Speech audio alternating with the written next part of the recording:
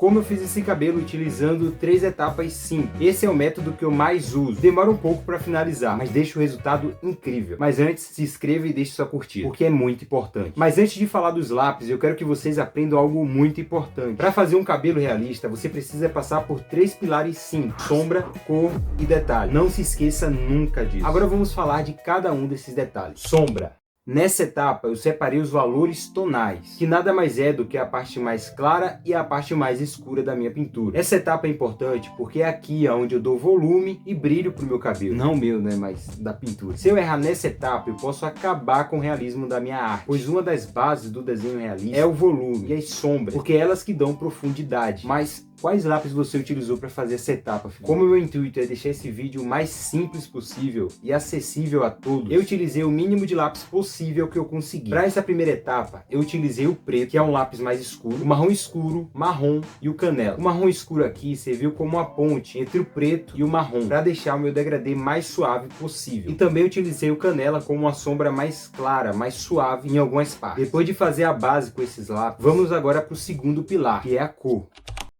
Como o nome já diz, vamos dar uma cor a esse cabelo. Se o cabelo fosse preto, provavelmente não utilizaríamos tantos lápis, mas como é uma espécie de tom de castanho claro, que está muito brilhoso, eu precisei utilizar mais lápis do que o habitual. E nessa etapa, consiste em dar vida ao cabelo, brilho e saturação. É aqui que eu adiciono as cores, para que as pessoas saibam de que cor é esse cabelo. Sem essa etapa, o meu cabelo ficaria feio, sem cor, sem vida e sem identidade. Se fosse fazer um cabelo loiro, por exemplo, eu utilizaria tons mais alaranjados. Se fosse fazer cabelos ruivos, eu utilizaria tons mais avermelhados. E por aí vai, tentando explicar de uma forma mais simples possível. Nessa pintura em questão, eu utilizei o verde pinho, vermelho escuro e o marrom escuro de novo. E por fim, vem o último pilar, que é os detalhes. Mas não posso falar desse pilar sem antes dizer que, assim como o terceiro pilar vai deixar o seu desenho mais realista e detalhado, eu tenho um treinamento que faz o mesmo. Calma que eu vou te explicar. Nessa etapa do desenho, eu trabalhei com os detalhes dos fios do cabelo, para deixar a minha pintura mais realista. No meu treinamento, eu acompanho os meus alunos de uma forma detalhada também, para que eles evoluam. Enquanto você não souber as técnicas corretas para fazer um desenho, suas artes continuarão assim, sem forma. Igual o cabelo que eu estou fazendo antes de aplicar os detalhes que faltam. Quem sabe não é esse o detalhe que faltava para você aprender. Comece no realismo. Acesse o primeiro link do comentário fixado aqui abaixo. E voltando para o desenho, é aqui, nesse primeiro pilar, que eu deixo os detalhes que faltam para minha pintura. Eu começo mudando os movimentos que eu estava utilizando nos lápis. Antes eu estava utilizando movimentos circulares. E agora eu vou pintar em movimentos de fios, dando forma a esse cabelo. E para isso eu utilizei os lápis anteriores e adicionei alguns outros. Usei o preto, o marrom escuro, o preto novamente, o marrom escuro mais o preto de novo, nessa sequência. O 801 da Faber-Castell tons de pele para trazer um brilho para o meu cabelo. O T10 da Caras e Cores para fazer alguns fios soltos ao redor da cabeça. E o T9 da Caras e Cores. Eu também adicionei alguns detalhes com estilete de precisão e caneta gel branco. Agora que você entendeu as etapas, vou mostrar as outras áreas do cabelo que eu também fiz. Teve essa parte de cima do cabelo que eu utilizei como os lápis para sombra, o preto, o marrom escuro, o marrom, e como os lápis do segundo pilar de cores, eu utilizei o azul cobalto e o vermelho escuro. E como pilar de detalhes, utilizei o 801 para dar brilho e o branco. E o resto da pintura fiz da mesma forma,